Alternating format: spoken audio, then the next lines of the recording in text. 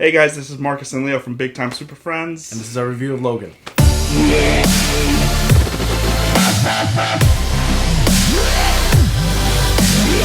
Now guys, before we get started, we did review all the X-Men movies known to mankind. Links to all those movies down at the description down below. Alright guys, this is a full spoiler review, okay? So you're forewarned. Here we go. And you know what? Unlike our typical format, where we try to be highly energetic and cuts here and there, this is one of those types of movies that we need to match the pace. The energy here. Yeah. I mean, first impressions of this movie?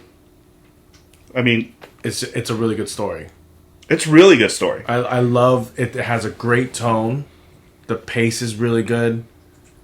I feel like the action sequences were set up so key. Like the energy of the movie had its highs and lows, to be honest. Well, it had its highs and lows, and I appreciate every high and every low that it had, and it. Let me just say this. This movie is not... I mean, if you've seen every other X-Men movie, this is not even like that closely remotely close to what you see there. I don't want to call it a superhero movie, cause, like a comic book movie. It's just a story involving Logan and X-23 and Professor X and a few other characters that have apparently been around in the universe. Now, this movie kind of has like a... Call me crazy, but I felt like at times I was watching a kind of an old school Western kind of pacing kind of movie.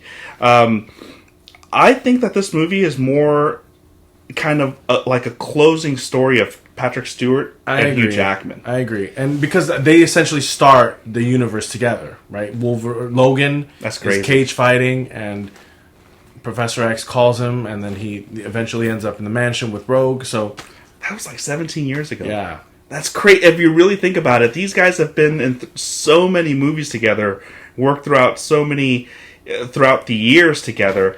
It was kind of sad to kind of see both of those characters possibly... Well, we already warned you about the spoilers.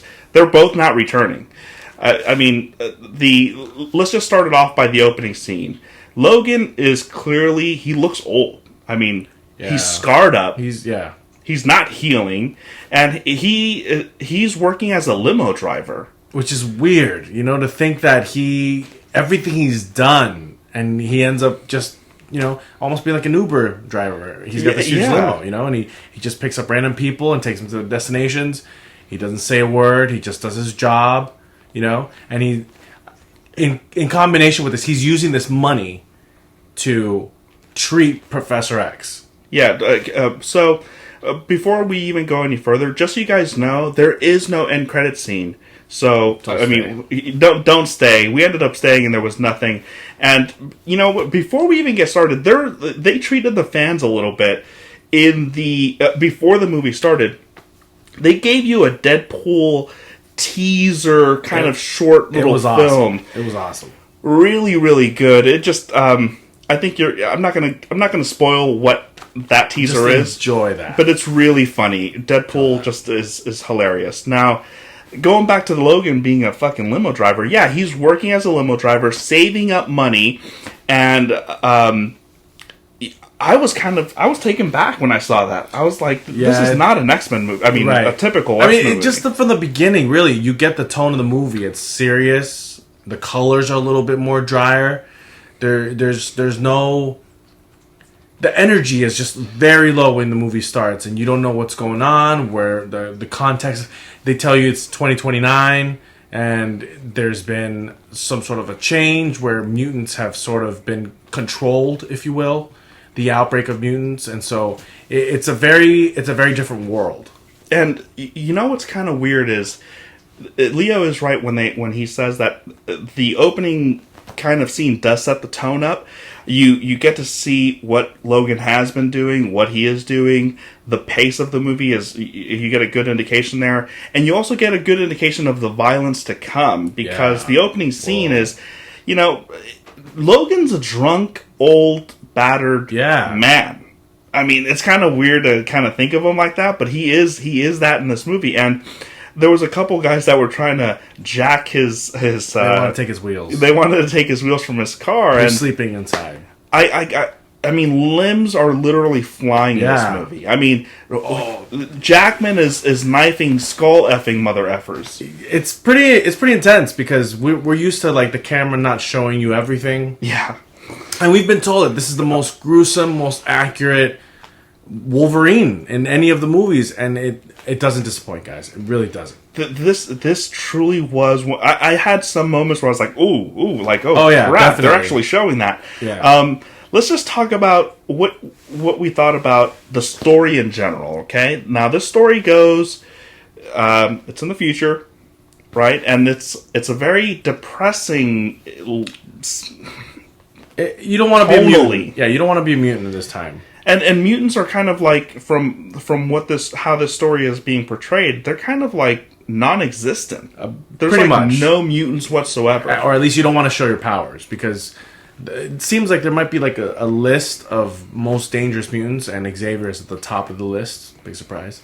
Now, speaking of Professor Xavier, he does die in this movie, and we're going to get into how he dies later on. But Patrick Stewart did the best job, I feel, just being Professor Xavier in this movie. He wasn't the mentor type of character that we're used to seeing. Well, he did have some elements of being a mentor, though. Sure, but he's more like a dirty grandpa. Yeah, he's a little senile. It seems like at times he's repeating things over and over again in his intro, and he comes across kind of like he's lost his mind a little bit. And speaking of Patrick Stewart, here's the thing that's up with him in this movie. He apparently has Alzheimer's. He has he has seizures, and these seizures basically cause paralysis at a pretty large radius around him, and it intensifies as these seizures persist. He could actually I think he's killing guys and everyone that's around him as these episodes are happening. The mutants are definitely taking a hit physically, but it seems like everyone around him is just frozen in time and can see everything happening in real time, but they're unable to move. I'm gonna slightly disagree with you, because there was a scene in the hotel room where everyone is being frozen, right? And as they're making their way out of the hotel room, you see people, just normal standard people, like holding their stomach, holding onto their heads, like they were actually physically going through like some pain. So I want to say that he affects everyone. He does. I mean, because everyone has to, like, nobody can move, but obviously the mutants can resist it a little bit more than they can. Now, do you think this performance is good enough to possibly be nominated for an Oscar? Whether it be Hugh Jackman or Patrick Stewart? I don't know. I mean, I'm going to go yes with Patrick Stewart. I would say yes with him too, because again, this movie doesn't really feel like it's a comic book movie. It feels like it's a real serious drama with these characters. Yeah, it has a really strong, really good character development in this movie. You see, I like the development of these characters. I liked how Hugh Jackman treated Logan. He had more serious tone to him, less jokes. I mean, there was some jokes in it, but it felt more real, like a real Logan. Like, this is the Logan we've been wanting to see. This persona of him. The one that's hurting, the one that he really is done. He's given up completely, and he's just trying to take care of Professor, who's this sort of father figure. Yeah, that's what I enjoyed about this movie is It was like a a son taking care of his older, senile father. He's degrading, So both of them, technically, yeah. Yeah, right, both of them. But it was, he's paying for Professor Xavier's seizure medicine. Yeah, and it almost looks like he's actually taking, like, just prescription drugs to abuse. Yeah, and then I did enjoy. They did share most of their conversation between Hugh Jackman and Patrick Stewart. It was very father-son like, but they also had some pretty funny moments at times. The one funny moment that stood out to me was they're in the truck, they're driving somewhere, and Wolverine, he makes Professor Xavier take these pills like every every day at a certain time. Seizures. And there was this time where he's like, Patrick Stewart puts the pills in his mouth, he's drinking water, and then Logan just kind of says, show me, and Patrick Stewart's like, like a little kid. That was cute. Now, what do you think of X-23? I loved X-23. Honestly, I didn't think I would. I love the fact that it's just this little girl that doesn't speak at all. The way they introduce her is very mysterious. I mean, we already know the credits. The trailers. We know that X-23 is in this movie. The comics, we know her background, but it's very subtle until the tension builds up and the scene lets you know what's going to happen. You know what? Speaking of, you mentioned trailer a little bit. Mm-hmm. The trailer fucking tricked us a little bit, okay? Now, in the trailer, I remember specifically seeing there was this one scene where Wolverine's on his back, right? And he's blocking an attack from these two claws that were coming down at him, right? And you automatically... In the forest. Yeah. Well, no, I don't know where it was. I thought it was in the forest. But it was literally like, oh, he clearly is fighting X-23 because there's two claws, versus his three. That's not the case. It's not the right claws. I think they might have changed it after the fact. I think so too. Because what it really is one of the twists here is they clone Hugh Jackman and he's fighting himself. Now, this only takes place like at the second half of the movie, but that's who he's fighting against. That's who he's blocking against. It's a fresh clone of himself, so the healing factor, which like is waning in this movie, he's having trouble healing, is fresh. So he heals instantly. Faster than he's ever healed in any movie, I think. And, speaking of the clone, now that you know that Hugh Jackman has this younger, way more better self-healing self trying to kill him, he is the guy that killed Patrick Stewart. Yes. I didn't... Because, okay... Yes, that was confusing for a second. The way they introduced this younger Wolverine is Patrick Stewart is waking up from sleeping, and Logan comes into the room to kind of get them ready to head on the road. Which was weird, because I didn't notice any sort of changes in his character.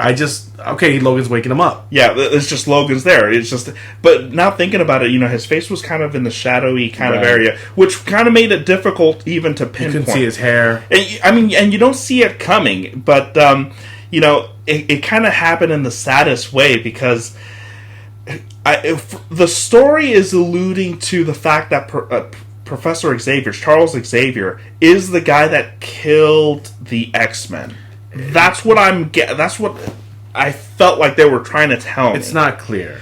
Yeah, it really isn't clear. I had to go in for a second. Because he could have been blaming himself. In his senileness, he could have been just talking out of, speaking out of his ass or something. Yeah. And so Patrick Stewart's having this kind of nice moment. He's kind of opening up to who he thinks is Hugh Jackman, and then all of a sudden you just see this hand on Charles Xavier's chest while he's laying in bed, and then the claws come out and he shanks Professor Xavier right in the chest. And I kind of took a step back and I was like, what the hell's going on? Exactly. Like, holy shit, did he really just kill Professor Xavier? Which is crazy, because that's the reveal of X-24. Yeah. That's what they're calling the younger Wolverine, is X-24. Right. And then he obviously cuffs X-23 up and takes her to the Stryker's grandson, apparently. Yeah, and it was so... Every single... see, when it comes to the action scenes in this movie, there aren't a whole ton. There are some action movies, but they're spread out. Right. Okay? They're not like one after the other. Okay? Which is good. The movie literally goes like that. Yeah. Up and down, up and down. And I thought it was going to be just maybe 75-80% action, with like those little dramatic pieces here and there with, the characters having dialogues. And I almost want to say 30% action. 70% story, character development, character building. Which, I mean, for some of you, you might just prefer that. This is my first time seeing that method in an X-Men movie, so I still have to, like, process what I've just saw. Because there's so many scenes that we're going to be talking about in this video, but there's going to be a shit ton that we're going to miss, too. Which is crazy, because there's a lot of moments, okay? Like, for example, the scene where the family that has the horses on the highway, they take it back to their house. It completely changes the tempo. That's the only happy moment in the movie. So, and it's almost like it's the calm before the storm, you know. And so there's Logan goes out to help the man of the house go fix this water pump that they have because the water gets shut off, and it causes this drama that eventually leads to the action scene where X-24 just unleashes all sorts of fucking hell, and the first Wolverine on Wolverine fight in the whole movie. It's kind of crazy because Hugh Jackman had this great look when he first sees X-24 for the first time as X-24 is coming down the stairs. Yeah. He had already finished shanking Patrick Stewart, and he's already captured X-23. He's like carrying her around. And the look that he had, it was the most perfect look because you could tell by looking at him that he was A, confused, right. B, worried. It's like, what the hell just happened? I mean, there's blood everywhere on his shirt because he had a brief scruff with X-23, and I gotta say that fight got my blood pumping. Yeah, it was. First of all, the fact that these characters that are sort of antagonists in this scene or in this part of the story, they come to kind of get some sort of revenge against Logan. Okay, so they think this X-24 is the Logan character, but it's not, and he just tears them up. He messes them all up. It's every single time that there was an action scene in this movie, my heart started gradually increasing. My heart rate started increasing. I started sitting up straight, because they were really, really good. They were very minimal. It was good scenes, but they were very good, satisfying scenes. Speaking of just Hugh Jackman, just as a whole here, mm-hmm. Do you think he ended off like? Do you think he ended the character perfect, or were there things that you were just like, you know what, I wanted to see this from him? Not really. I think I can't picture anything else. I mean, the fact that he almost felt like. It almost feels like he got a little peace of mind at the very end of his life by the little girl calling him daddy, you know? And yeah. Oh, man. It was strange because when you think back to the first X-Men movie, right? He's protecting Rogue, and he takes sort of like a father figure, right? And he cares for Rogue throughout the 3 X-Men movies, X-Men 1, 2, and 3. Especially Jean Grey. Right. But, I actually thought... This is going to sound stupid, but I thought that because the little girl sort of had a Jean Grey-like look. A little bit. I could see it. I could see it in the eyes. I thought maybe they took both of their genes and she was produced from that. The mom is unclear here. Yeah, they never say. So, here's the thing that I kind of wish... I didn't want to get into possible negatives too soon, but this is what I'm thinking, okay? This is Hugh Jackman's last outing, okay? Mm-hmm. Why couldn't they give me Hugh Jackman in the actual Wolverine outfit? Like, I really wanted to see that. Just, you got it in the little comics they showed you. Yeah, I mean, but you know what could have been a good little segue is, I understand that it wouldn't have matched the story if all of a sudden Hugh Jackman, the depressed alcoholic person, is like walking around in a fucking Wolverine outfit. It wouldn't work. Right. But what would have worked is if his fucking clone was in the outfit. That was like his battle suit or something. Right. That would have made sense. Yeah, X-24. Right? Yeah, that would have. Yeah, I would have liked that. That would have been a nice little homage, but I'm personally okay with that. The tone of the movie dictates that they weren't going to do that, I think. And so the plot of this movie is this. They're not really going after Wolverine and Patrick Stewart. Okay? They're going after X-23, who is being kind of sheltered by Wolverine and Charles Xavier. right? And the thing about X-23 is that she comes from this factory where they're literally producing other X-23s, which are new mutants that they're trying to essentially breed out of stolen girls in Mexico, basically young girls. They use them as oh god, what's the word? Incubators or something. Well, pretty much the surrogate mothers, basically. Yeah. And so they're having these births, and it's just from blood samples of other mutants, these powers, which Logan's one of them. Right. So they clone these mutants, and these kids are born, and they raise them sort of as like test tube babies. But obviously, surrogate mothers. But they're all called X-23s because they're these mutants that are bred to be military. But once they go into what it seems like is the beginning stages of puberty, they lose the ability to control them and to dominate them, to manipulate them.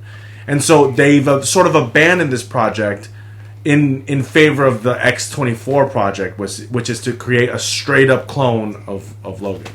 Now, let's just jump right into the action. The action is the best action I've seen in an X-Men movie. Just hands down. 100% agree with that. Simply with the first scene with the guys that are trying to steal his wheels, they shoot him, and I thought he was like maybe still coming from like a concussion that they gave him, but he's just drunk, and he can't. His motor skills are pretty bad, and he just starts cutting limbs, stabbing guys from the jaw up and straight through the head. They show you temple melees. He must have gotten like 10 head claw shots. Oh yeah, easy on 10 different guys.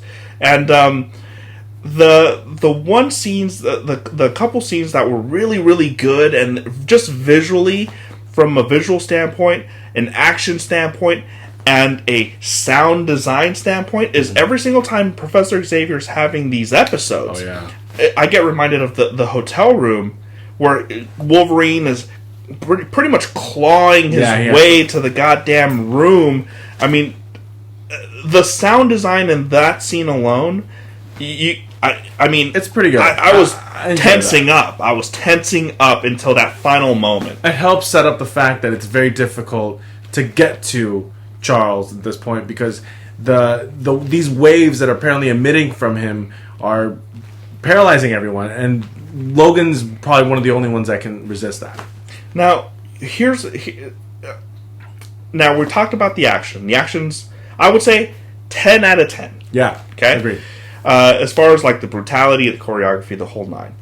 Character development, I'm gonna go 10 out of fucking 10. Yeah, it's really, really good. Only because it was a great closing chapter for Patrick Stewart and Hugh Jackman, who's been doing it for such a long time, and X-23. X-23, I actually enjoyed her better when she didn't speak. I like that too. You know what though? I love that they brought Caliban back. His character wasn't really that significant, other than the fact that he's like the know-all where all the mutants are, basically. But he, played by Stephen Merchant, by the way, did a really good job. Really good. But I just liked the relationship between Logan and Caliban, and how they're taking care of Charles, and this little setup they have in this like abandoned sort of like a little farm or sort of warehouse thing. And I love that relationship that they had. The way, there's a scene where after they show you what's going on with Professor X, they reveal what's his problem, and Logan is about to leave again. Caliban tells him, hey, we need to talk. Like, there's some problems, and his medication dosage isn't enough. You need to get more. And it's just this real, like, there's these problems that they're actually trying to work through. And this is the first time, I think, in any of the X-Men movies that we've seen issues beyond their powers and their abilities, and just literally health, their persona. Charles is just, he's dying, man. He's old, he's dying, and again, we don't know why the mutants disappeared. Apparently, the company that's creating these new mutants is to be held responsible for. Yeah, they're the ones responsible for hunting them down and essentially eliminating them, because they want to create their own kind of not self-taught, but controllable mutants. X-Men, basically. They want to make controllable mutants. Yeah. Now, this movie, the entire time you're watching it, you don't think you're watching Professor Xavier or the Wolverine. It really didn't feel like it. It's just two guys that you could. They do a really good job of making you relate to just these two dudes. The one scene that I did enjoy with Charles is where the horses are on the highway, and you see them start focusing, and the horses start sort of making their way back to where their carriage is, and they're calm and relaxed, and the owners are like, "What's going on?" They're so calm, and they're all in synchronization, and it's Charles probably telling them to, hey, relax, yeah, chill, chill, go over there. Here's I'm gonna get right into the negatives. The nitty-gritty. I want to. This movie is a phenomenal movie, but it's not a perfect movie. Okay, some of you are not going to like it if you're used to watching what you're used to watching, as far as from X-Men movies are concerned. Now, for me, it was the fact that they didn't do a little bit of fan service with the Wolverine outfit. I understand that it wouldn't have matched the movie, so I'm giving them a little bit of a pass there, right? So I'm like, okay, makes sense. All right. I didn't like the actual reason that they risked their lives to go essentially to save X-23. I didn't think that was a good, strong enough reason. I don't necessarily like it, but at the same time, it does return back to the core of of the relationship between Logan and Charles, where they're trying to protect a mutant in the very first movie we ever see them together, and in this one, they come in contact with another mutant who's a kid, and it turns out that there's other mutants that are essentially under the same umbrella, and he wants to help them get to safety.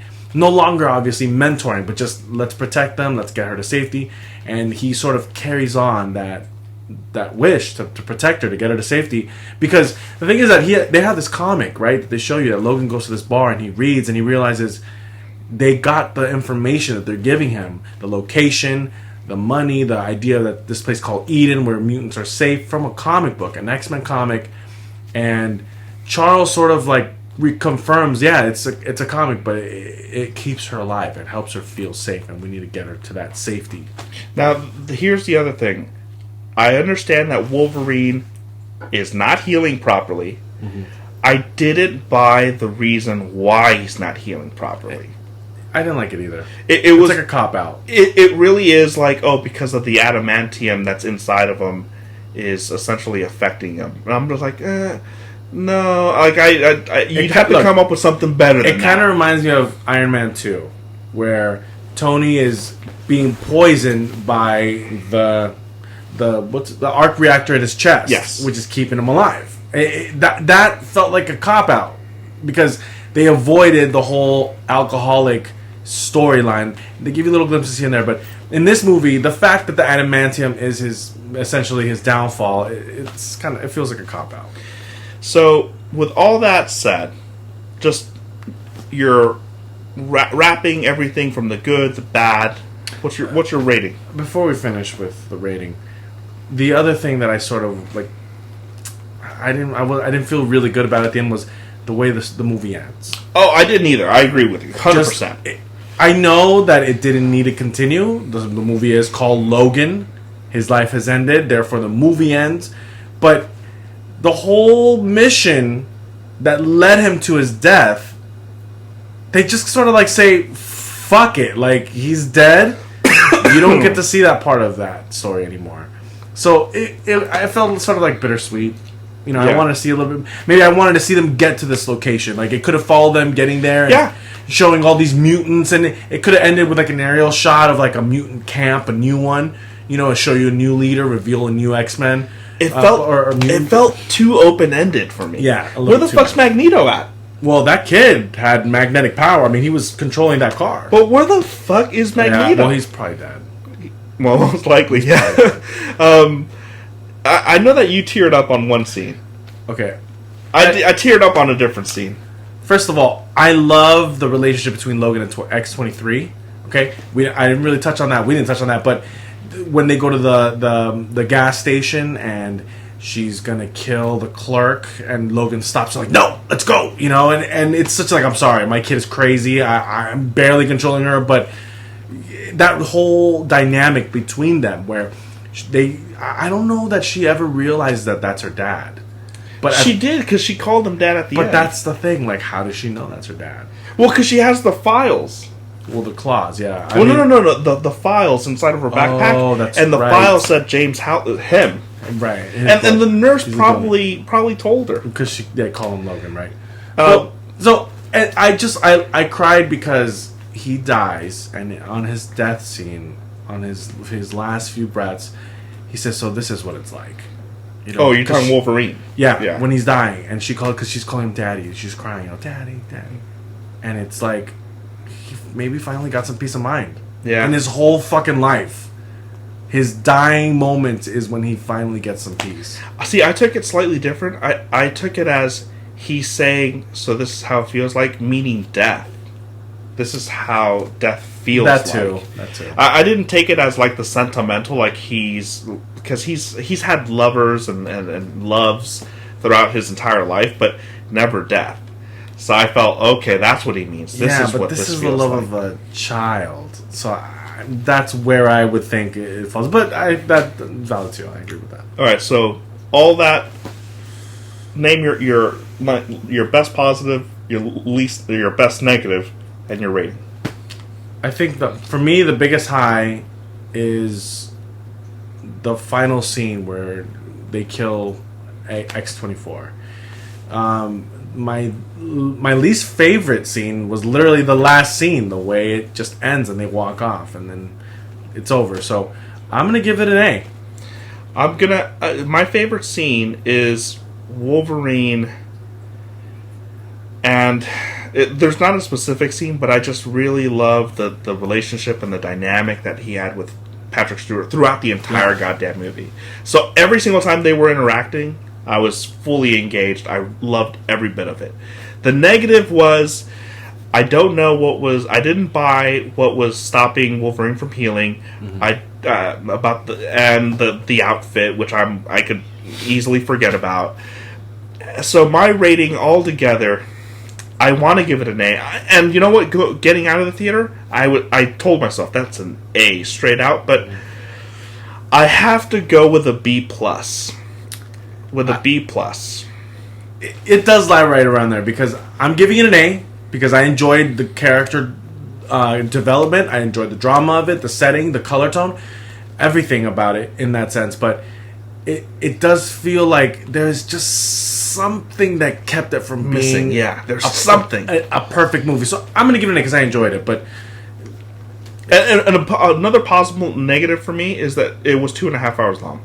I think if they shortened it out, I felt it within the hour and a half mark. I felt it. That's when I kind of like, oh my god, I think I'm about to yawn. Like this is like not happening.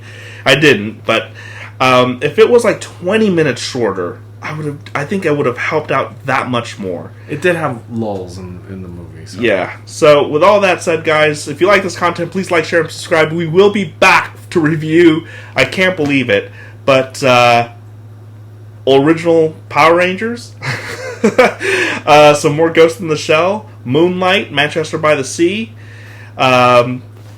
Officer Down. Plenty of shit going on. Maybe even want to do the original Ninja Turtles. That'd be a pretty good one.